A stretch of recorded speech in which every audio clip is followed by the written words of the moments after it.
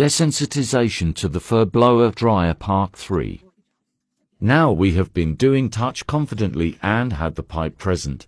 Now it's time to begin the chin rests for consent. This enables the dogs to communicate when they are ready, if they consent, and when they have had enough. The dogs are also able to look at the fur blower, and they are able to take in the environment and the stimuli before proceeding if they want to.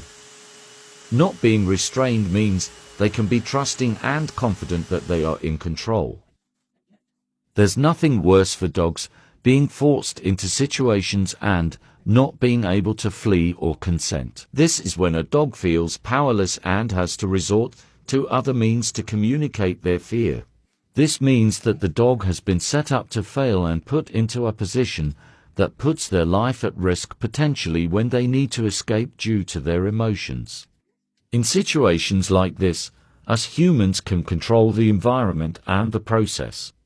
We are responsible for whether a dog feels confident or scared and the outcome. Too many dogs are held accountable for expressing biological needs, such as fear. There are so many things we can do to support dogs and help them to feel safe and confident. You can begin with a dog of any age. You don't have to have a puppy to begin the right way. You just need to be willing to put the work in and understand dog body language. Making these changes can also make a big difference to the relationship with your dog and their quality of life. Dogs can become poorly internally due to stress. It may not be obvious to begin with.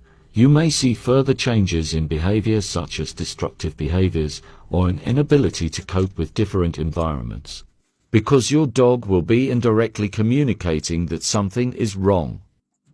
The more that their communications are ignored and the same behaviors that stress them and cause them to become overwhelmed are repeated, the worse it will get, which is why so many of us professionals advocate for 72 hours of decompression after a traumatic or stressful event.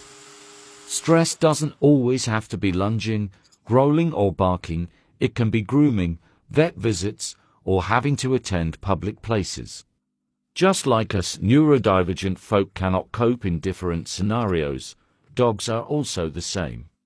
Affording kindness and consent to our dogs helps them feel empowered by us. This is why it is so important to see each and every dog as an individual and that they cannot all be treated or approached in the same way. Zombie cannot wait to play after a session and needs physical touch and play after any training session. My other dogs like to have a quick fuss, forage to make sure that they haven't missed any food and get a drink. This is because they are all individuals. They all learn at different paces, too, depending on the behavior that they are learning.